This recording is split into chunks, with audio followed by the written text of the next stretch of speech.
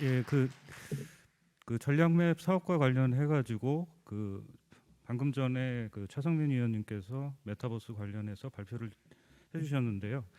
같은 맥락에서 다른 주제로 전략맵 사업에 대해서 발표드리겠습니다. 예, 목차는 다음과 같습니다. 차성민 위원님께서 전략맵 사업에 관련돼 가지고 발표를 갖다 미리 해주셨고, 자율주행 ICT 융합도 비슷한 맥락에서 진행된 사업이고요. 그래서 공통된 부분에 대해서는 스킵하도록 하겠습니다. 그래서 전략맵 사업이 프로세스가 그림과 같이 진행이 되고요. 먼저 기술이 선정이 되고 기술 체계가 수립이 되고, 이를 기반으로 표준 평가, 특허 평가, 표준 특허 활용성 평가, 이런 부분에 있어서 평가가 이루어지고 유망 기술이 선정이 됩니다. 그리고 이제 유망 기술이 선정된 이후에 기술 수요 조사서가 작성이 되는데요. 이후에 이제 심층 특허 분석을 통해서 SEP 전략이 도출이 되는데, 지금 자율주행 ICT 융합과 관련해서는 심층 분석 과정에서 전략위원님들의 코멘트를 받아서 이제 추가적인 작업이 진행 중에 있습니다. 그래서 이제 최종 데이터가 변경될 수가 있어서요. 그래서 차 위원님의 메타버스 전략맵에서 주요 특허 분석에 해당하는 부분은 발표 자료에 포함되어 있지 않습니다. 그래서 유망 기술 선정 및 기술 수요 조사서 작성까지만 발표를 드릴 예정입니다. 그래서 반복해서 말씀드리게 되는데, 이제 유망 기술을 선정하는 데는 세 가지 평가가 들어가고요. 표준 평가, 특허 평가, 표준 특허 활용성 평가를 통해서 유망 기술이 선정되는 과정을 설명드리겠습니다. 먼저 자율주행 ICT 융합에 대해서 말씀드리면, 이게 현대자동차 홈페이지에 자율주행에 관한 정의가 적혀져 있는데 그 부분을 발췌한 부분이고요. 한번 읽어보시면 좋을 것 같습니다. 그리고 이제 ICT 융합 신기술이라고 한다면 이제 자율주행뿐만 아니라 도로 인프라, 교통 인프라, 센싱, 그리고 최근에는 AI 관련된 기술들이 결합이 돼서 자율주행의 고도화를 이루는 신기술을 의미합니다. 그래서 1차 전략위원회에 전략위원님들을 통해서 기술 체계가 수립이 됐고요. 자율주행 ICT 융합과 관련돼서는 장표에서 보시는 바와 같이 크게 대분류가 두 개의 대분류는 아니고, 그리고 중분류 6개 중분류, 그리고 이제 28개 소분류 기술 분야로 나뉘게 됩니다. 여기서 대문자가 앞에 대문자, 뒤에 대문자가 대분류, 중분류를 나타내게 되고요. 그리고 뒤에 숫자가 그냥 소분류 각각에 대해서 고유로 부여된 숫자로 생각하시면 됩니다. 그래서 28번까지 번호가 부여가 됩니다. 먼저 표준 평가에 대해서 말씀을 드리면요, 5가지 지표로 표준 평가가 이루어집니다. 근데 표준 평가에 대해서는 이게 좀 정성적인 의미를 가지고 전략위원님들이 점수를 매겨서 점수에 따라서 순위를 매기고 순위에 따라서 이제 총점이 결정이 되는 형태를 이루게 됩니다. 이에 따라서 표준 반영 가능성서부터 표준 R&D 역량, 이 5개 지표를 갖다가 종합해서 표준 평가 결과를 그림과 같이 도출이 될 수가 있습니다. 그래서 추후에 특허 평가, 표준 특허 활용 가능성 평가 등을 포함해가지고 이제 최종적인 유망 기술이 선정이 됩니다. 이제 이 이후서부터는 이제 특허 평가와 관련된 사항을 갖다 말씀드리겠는데요. 기술 체계를 기반으로 각 소분류에 대해서 특허 검색이 이루어지고, 그리고 이제 중복된 특허나 무의미한 특허들을 제거하는 과정을 거치게 돼서 최종적으로 18,647건의 모집단이 도출이 됐습니다.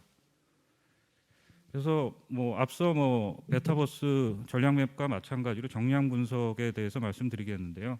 정량 분석은 해당 기술에 대한 최근의 특허 동향이나 트렌드를 갖다가 알아볼 수 있는 그런 지표로 생각하시면 될 것 같습니다. 먼저 이제 정량 분석 중에서 특허 청별이라고 했는데 이제 국가별 연도별 동향이라고 볼 수가 있고요.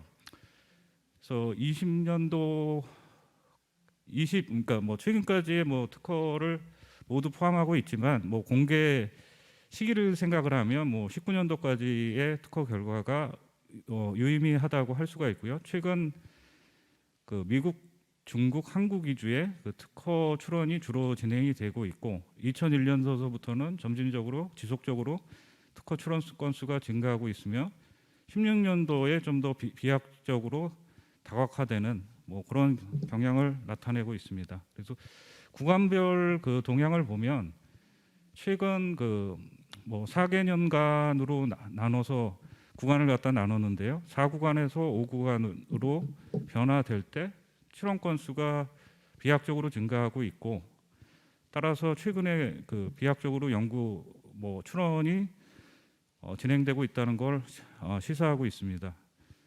그리고 이제 출연인별, 국적별 특허 활동 현황을 나타내는데요. 여기 인덱스가 AI 인덱스가 사용이 됩니다. 액티비티 인덱스라고 상대적으로 해당 출원 국가에서 상대적으로 소분류 기술별로 평균적인 특허 출원이 좀 더 상대적으로 많거나 적다는 기준점이 1이고요.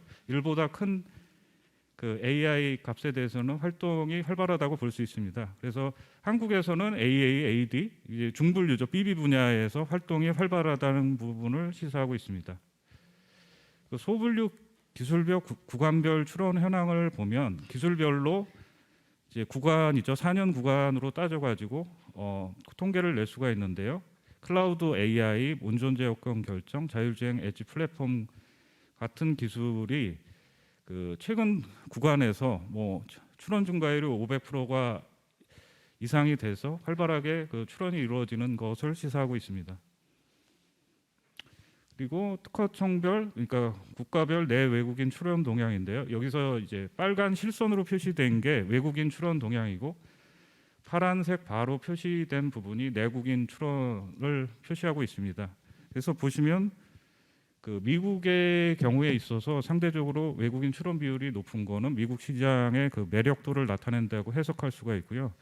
유럽에서 보시면 외국인 출원 동향이 많은 것은 유럽의 어떤 기술적 유전성을 시사한다고 볼 수가 있습니다. 그리고 다출원인 상위 20개 업체를 갖다가 살펴보면은 완성차뿐만 아니라 다양한 IT 기업이 포진이 돼 있고 국내외 내외 포트폴리오 확보에 적극적인 부분을 갖다 확인할 수 있습니다. 그리고 이제 다출원인 3급 특허를 통계를 내보면은 이제 가로축이 이제 특허 수가 되고요, 출원 수가 되고 세로축이 이제 3급 특허 수가 되죠. 미국, 일본 그리고 유럽의 특허 수를 갖다 비교를 해서 1사부면에 있는 그룹들을 시장 선점 경쟁자 그룹으로 볼 수 있습니다. 이제 바이두에서 파나소닉까지의 기업들을 확인할 수 있습니다. 그리고 주요 출연인별 구간별 포트폴리오를 갖다가 보면 최근에 마지막 구간에서 전체적으로 특허 출원 수가 증가하는 모습을 볼 수가 있고요. 도요타 자동차나 현대자동차는 초기서부터 꾸준하게 특허 출원이 이루어짐을 알 수 있습니다.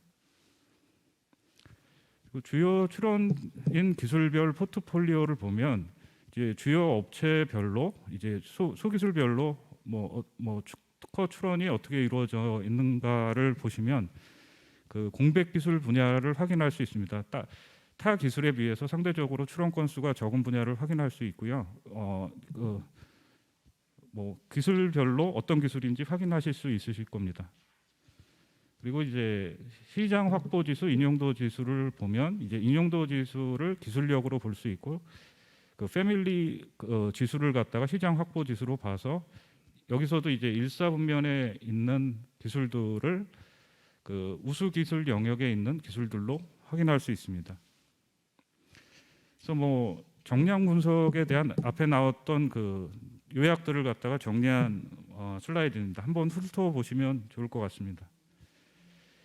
그래서 이제 뭐 지금까지는 그 특허와 관련된 정량 분석에 대해서 말씀을 드렸고요. 특허 평가는 그 화면에서 나타내는 바와 같이 7개 지표를 가지고 진행이 됩니다. 각각 그 앞에 그 표준 평가와는 다르게 좀 정량적인 뭐 실제로 계산이 가능한 그런 평가 지표에 의해서 이루어질 수가 있습니다.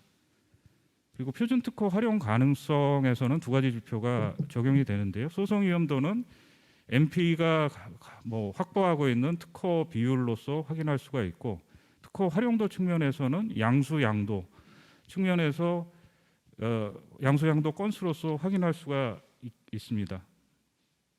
그래서 특허 평가 결과가 다음과 같이 도출이 되었습니다. 그리고 이제 표준 특허 활용 가능성 평가 결과도 뭐 이와 같이 도출이 됐고요. 이제 3가지 그 평가 결과를 합쳐가지고 이제 상위 7개 기술에 대해서 유망 기술이 선정이 됐습니다. 그래서 7개 기술에 대해서 유망 기술이 선정이 됐고, 이런 부분을 이제 결국에 그 정부 R&D 과제 기획에 활용이 될 수 있는 형태는 이제 기술 수요 조사서 형태가 됩니다. 그래서 기술 수요 조사서를 작성하게 되는데, 그냥 뭐 그 과제화 하는 데 있어서 어떤 주제들은 이제 통합을 해가지고 묶는 것이 효율적이 될 수 있고, 또한 뭐 유망 기술에 포함이 안 돼 있다고 하더라도 그 세부 소분류 기술들 중에서 뭐 트렌드나 어떤 과제화 측면을 갖다 고려했을 때 같이 포함된 기술들이 있습니다. 그래서 그런 형태들이 7개 기술에 대해서 그림 뭐에서 보시다시피 합쳐지거나 아니면은 추가적으로 포함이 돼서 기술 수요조사서가 작성이 됐습니다. 그래서 그 화면에서 보시는 바와 같이 기술 수요서가 실제로 저런 문서 형태로 작성이 되고요. 그 6월 말경에 그 IITP의 이지원이라는 시스템에 입력이 됐습니다. 그래서 뭐 이런 방식으로 그 신규 기술 수요의 작성에 대한 부분은 마무리가 됐고요. 뭐 앞서 말씀드렸던 바와 같이 이후에도 그 심층 분석, 주요 특허 분석을 통해서 뭐 SEP 전략을 도출하는 과정이 자율주행 ICT 융합에서도 진행이 됐는데, 말씀드렸던 바와 같이 추가적인 어떤 분석 과정이나 과정이 필요한 상황이라서 오늘 발표에는 포함되지는 못했습니다. 그리고 앞서 뭐 차 의원님께서 말씀하셨듯이 최종적으로는 최종 그 보고서가 작성이 되는데요. 이거는 그 한국특허전략개발원 표준특허센터 관련된 홈페이지 부분에서 그 올해 이후에 12월까지 작성이 되면 내년쯤에는 아마 그 보고서들을 갖다가 공개가 되고 확인을 하실 수 있으실 겁니다. 예, 뭐 이 부분까지 제가 발표는 뭐 마무리 짓도록 하겠습니다. 예, 감사합니다.